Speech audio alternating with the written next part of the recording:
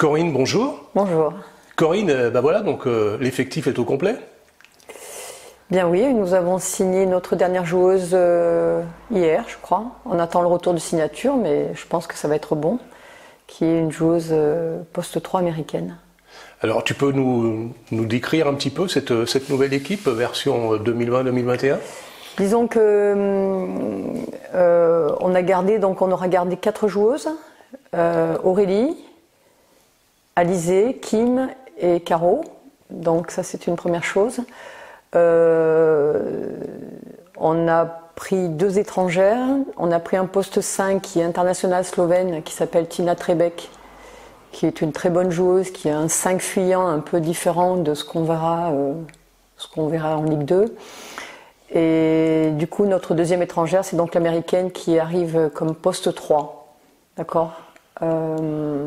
Qui jouait en Turquie la saison dernière ? Qui jouait en division 2 turque, qui était meilleure scoreuse de la division, meilleure rebondeuse, qui est 1m88, qui est très physique et qui devrait nous amener justement un petit peu de physique et d'agressivité. Voilà. Alors, après, nous avons pris 2 joueuses en poste 4, 2 françaises en poste 4, qui est une joueuse qui était sur le banc de La Roche, qui s'appelle Natalia. Et puis une joueuse contre qui on a joué cette année à Rézé et qui moi m'avait vraiment plu, c'est Maëlys, donc en poste 4.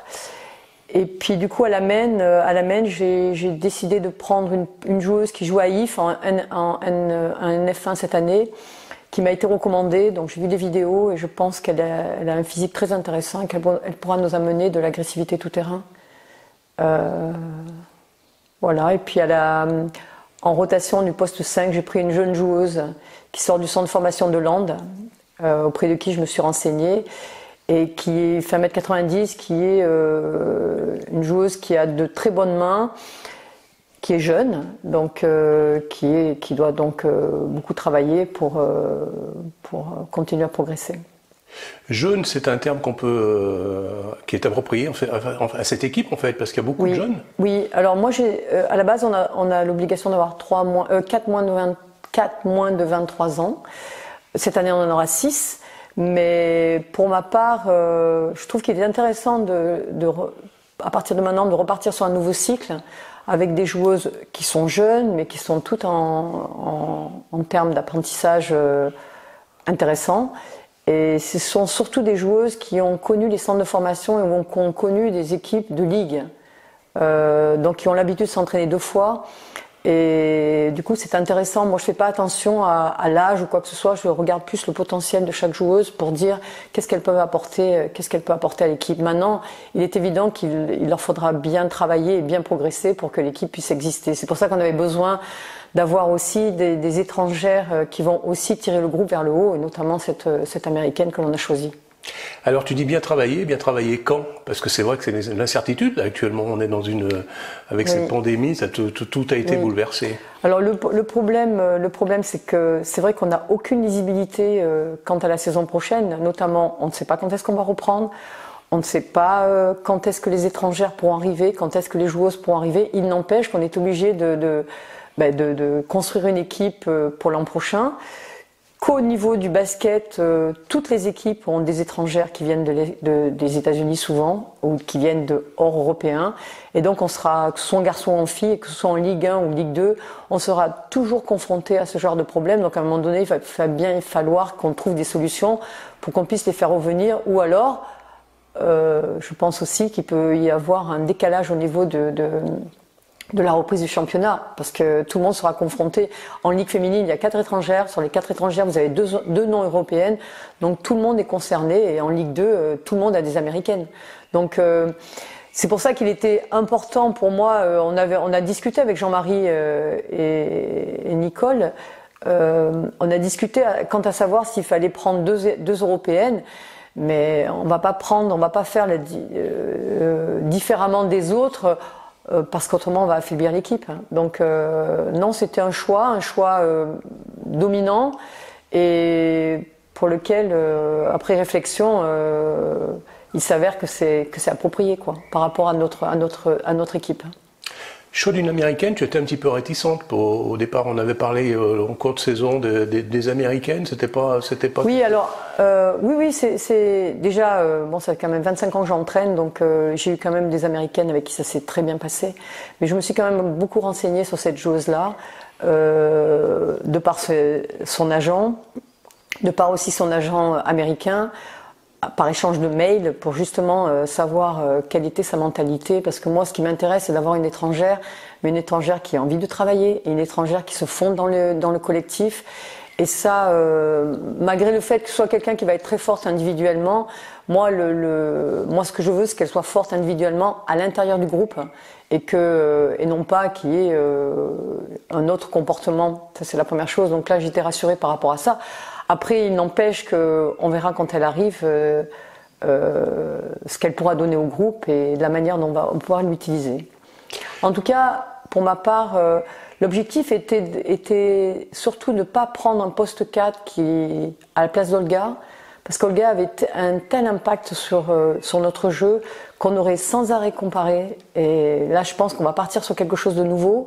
Les deux joueuses qui sont poste 4 chez nous, dans un premier temps, eh ben, c'était elles vont avoir un gros job à faire.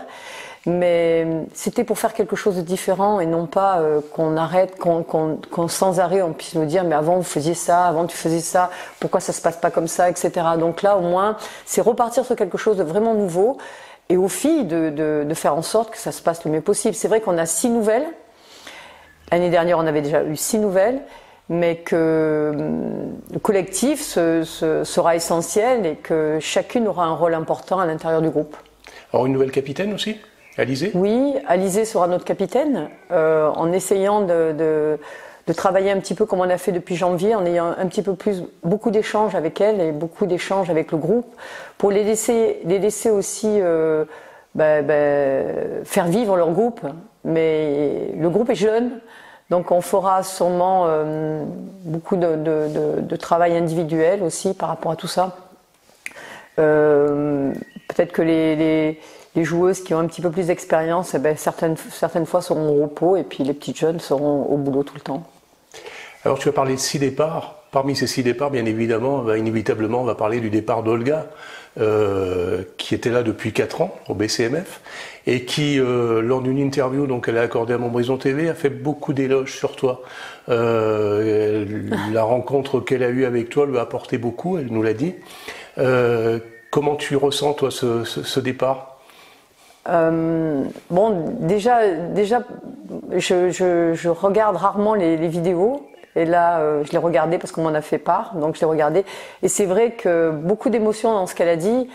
Et c'est là qu'on voit que malgré le fait que c'est du haut niveau et malgré le fait que c'est du professionnel, on peut lier quand même des relations et mettre un peu d'affect dans tout ça. Et c'est vrai qu'avec Olga, ça fait 4 ans qu'on travaille ensemble. Et pour moi, c'est une très belle personne sur le terrain, en dehors du terrain.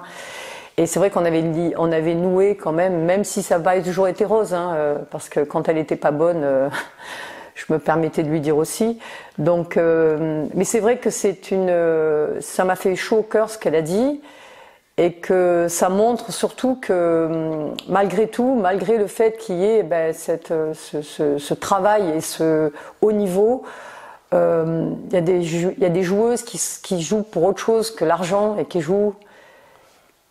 font attention au relationnel et qui font attention à ce qu'un entraîneur peut apporter et qui sont dans l'écoute. Alors maintenant Olga nous quitte parce que physiquement elle est arrivée au bout de ce qu'elle pouvait faire avec 2 entraînements par jour.